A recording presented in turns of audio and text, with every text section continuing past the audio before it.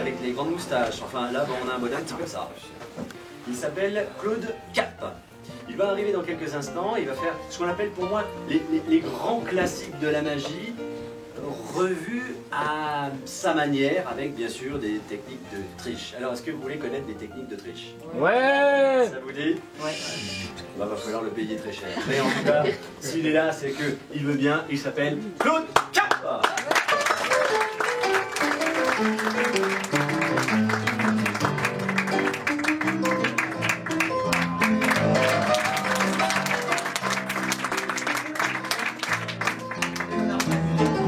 Voilà. Eh bien, bienvenue dans le monde de l'arnaque. Mais d'abord, qu'est-ce que l'arnaque? On connaît la triche. Hein, vous savez, la triche, le poker, le casino, etc. L'arnaque, c'est un petit peu différent. Je prends un exemple. Là, vous allez tous déclarer vos impôts. Imaginez que vous ne mettiez pas la bonne somme. Vous ayez un compte, je sais pas, à Panama. Vous avez un exemple. Hein. Vous êtes un tricheur.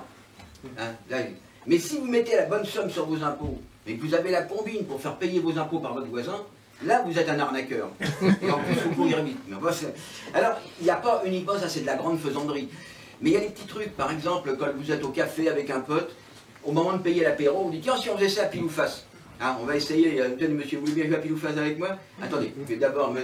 Ah, pardon, c'est la chose. Voilà. Monsieur, pile ou face? Et pile. Pile. Alors, je prends la pièce. Ah, face, j'ai gagné. Tenez, vous regardez, j'ai pas triché. Non.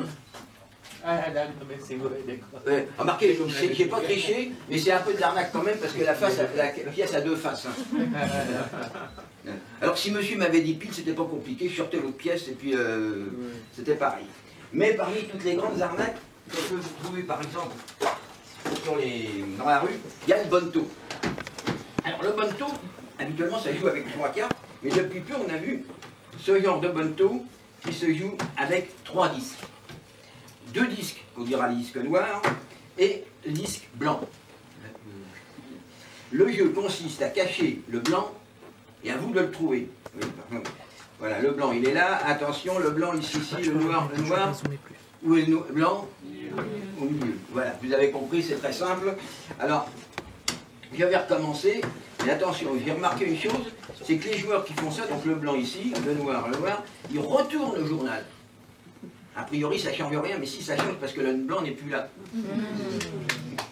Je recommence, une deuxième fois, plus lentement. Le blanc, noir, noir. Un noir, le blanc. Le blanc ici, attention, vous suivez bien le blanc. Le blanc ici un noir, noir, noir. Où est le blanc? Au milieu. C'est encore raté.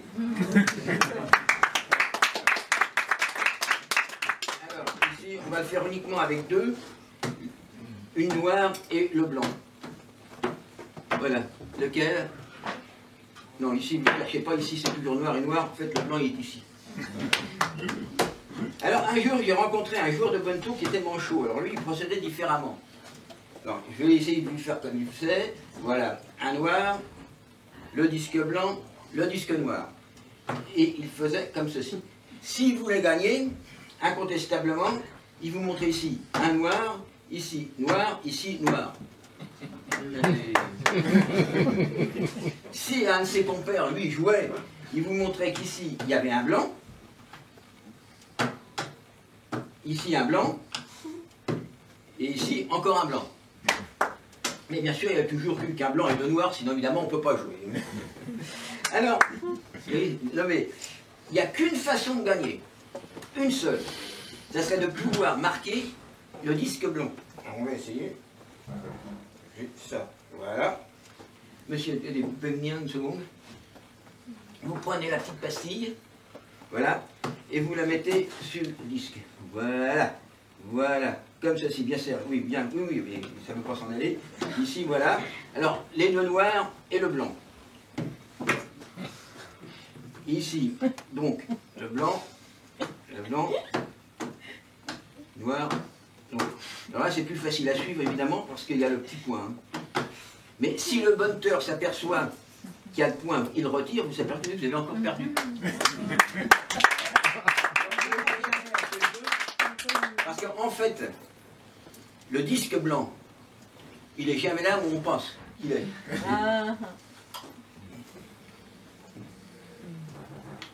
Et je vous dis quand ça s'arrête, c'est quand vous applaudissez. Hein,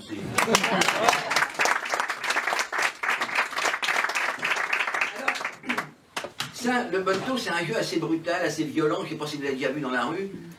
Il y a du monde et tout ça, mais il y a un jeu qui se fait tout en douceur.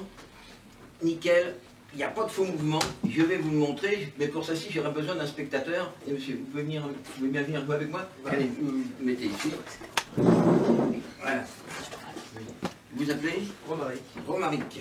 Alors, Romaric.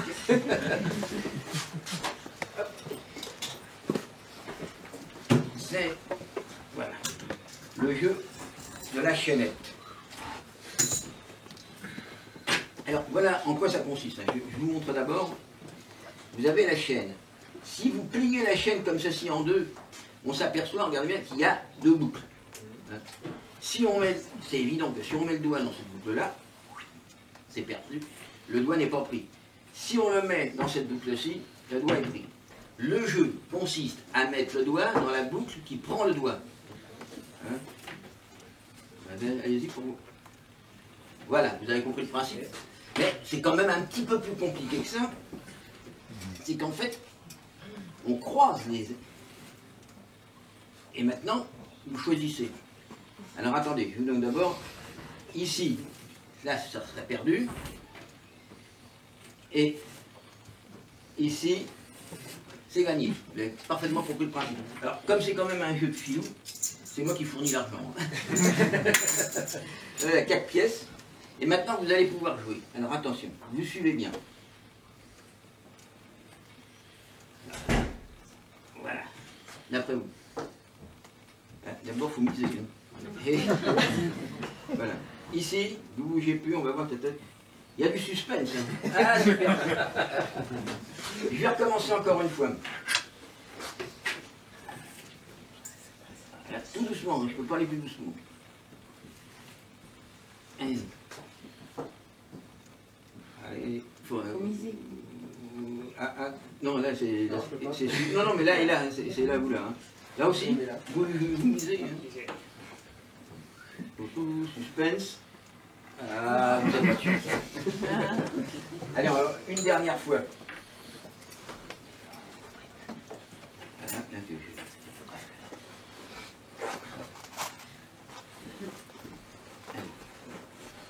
là, là. Ah, c'est psychologique. Il ne veut pas jouer. Hein, alors, attendez, on va regarder, attendez. Je vais vous donner une chance de plus. Regardez. Et là, c'était perdu. Regardez. Hein, si vous passez là. Donc, c'était pas là, c'était là. Hein, parce que là, vous êtes sûr d'une chose. Vous avez entendu. Bravo. Je vous laisse encore une chance. Donc là, voilà, tout doucement, tout doucement, tout doucement. Voilà. Alors là, je vais vous, pour la dernière pièce, vous mettez 2 doigts. Un doigt ici, un doigt là. Vous les doigts comme ça, je trouve que c'est plus pratique. Voilà. Si je tire comme ceci, là, les doigts prennent la chaîne. Hein. Maintenant, il faut retirer le bon doigt. Là, il faut bien réfléchir.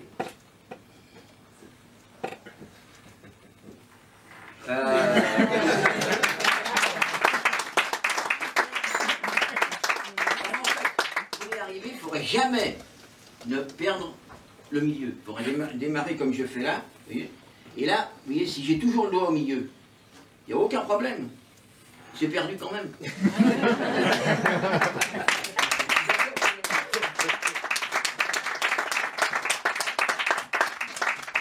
Une question. Y a-t-il des commerçants dans la salle? Ou des gens qui tiennent une caisse ou qui rendent de l'argent Non, pas. Moi, oui. Moi, je tiens une caisse. De tous les caissiers ou des petits commerçants, c'est ce qu'on appelle le coup du rendez-moi. Je ne sais pas si vous connaissez. C'est au moment de prendre la monnaie, le client vous dit « Ah, c'est vrai, j'ai la pointe ». Et il en foxcote tellement de trucs que le client repart avec la marchandise et plus d'argent qu'il avait quand il est rentré. Alors, je vais essayer de vous faire une démonstration. 2, 3, 4, 5, 6, 7, 7, 8, 9, 10 et 11. Ok. Monsieur, est-ce que je peux avoir confiance en vous? Oh. Non, je vous confie le restant de mes économies. Bon, donc nous avons donc dit 11 billets. Voilà. 1, 2, 3, 4, 5, 6, 7, 8, 9. Excusez-moi. 1, 2, 3, 4, 5, 6, 7, 8, 9. J'avais dit 11, hein? Je crois, oui. Oui, mais c'est pas grave. Donc, tout le monde peut se tromper. 10 et 1, 11. Alors, 1, 2, 3, 4, 5, 6, 7, 8, 9.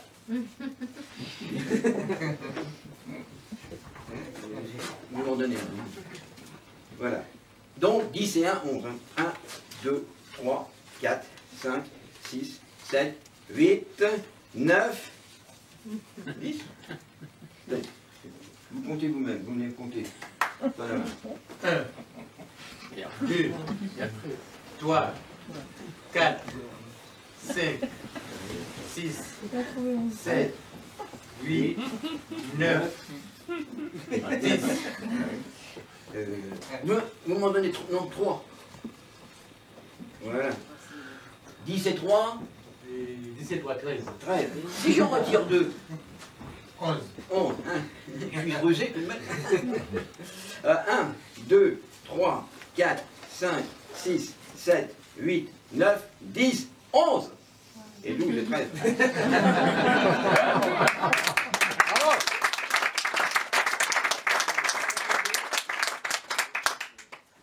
Donc j'en retire 2. 11. Oui, 11. 1, 2, 3, 4, 5, 6, 7, 8, 9 et 10. 1, 2, 3, 4, 5, 6, 7, 8, 9 et 10. Bon, attendez, partez pas, hein, on va y arriver. Vous prenez les billets, monsieur. Vous m'en alors 10, 11, vous me les recomptez. 1, Attendez. 2, 3, 4, 5, 6, 7, 8, 9, 10 et 11. Et monsieur, il vous en reste combien? 2, 3, 4, 5. 5. Bon, ben, vous mettez les 5 sur les 10, oui, 10, et 5, 15. Donc il y en a 15. Vous prenez les 15 billets. Oui. Et maintenant, moi je ne touche à rien, hein. Vous m'en comptez 11. 1, Non, mais sur la... 2, 3, 4, 5, 6, 7, 8, 9, 10.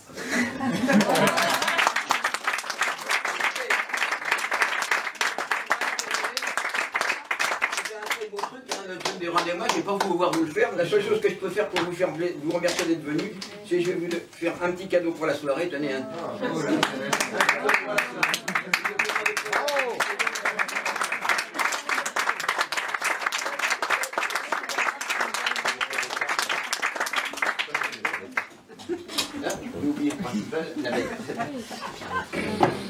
Alors, là, c'est un tour, enfin, c'est un jeu qui se pratiquait déjà au Moyen-Âge et dans les tavernes avec des gobelets et une petite balle.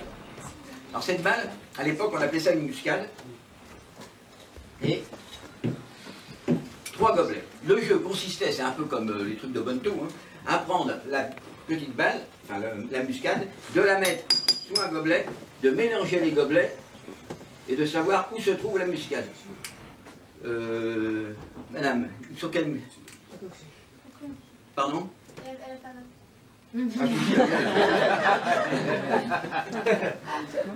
Donc, vous me dites, hein? Au milieu. Au milieu. Eh bien, je suis désolé. Attendez. Vous connaissiez le truc, non? Attendez. Je recommence. Je mélange.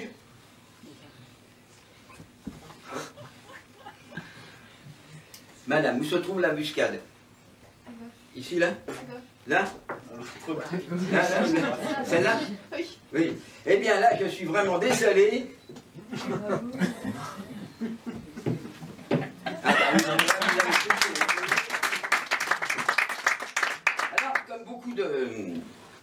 de jeu et d'arnaque, ça a été repris par les battleurs. Alors les battleurs procédaient comme ceci.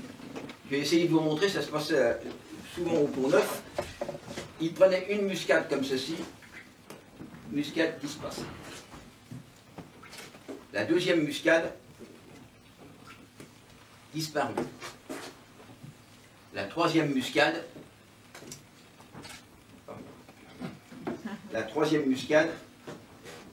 ah, non, la troisième en fait, il faut souffler. Et hop,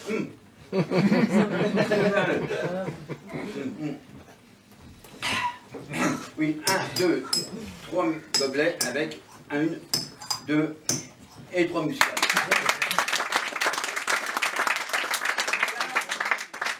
Plus tard, un magicien italien qui s'appelait Bosco, lui présentait comme ceci. Il mettait une muscade sous chaque gobelet. Avec sa baguette, il prenait invisiblement la muscade. Si vous la prenez, oui, c'est pas une boule de pétanque, hein, c'est une muscade. Hein. Voilà. Alors bien sûr, ici, il n'y a rien. Ici, la muscade. Je vais vous demander de lancer la muscade pour qu'elle vienne rejoindre celle qui se trouve ici. Tac. Et... Non mais attendez, il faut viser un minimum. Hein. Allez, arrêtez. Allez-y. Oui. Ah,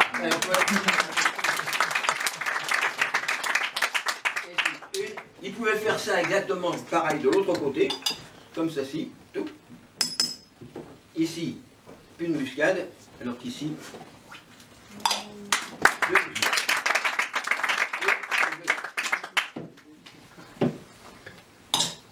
Là, il pouvait faire l'ascenseur. Hop, les 3 muscades. Plus tard, Robert Houdin, qui était le père de la magie moderne, lui procédait comme ceci. Il prenait 1, 2, et comme il ne portait pas de baguette magique,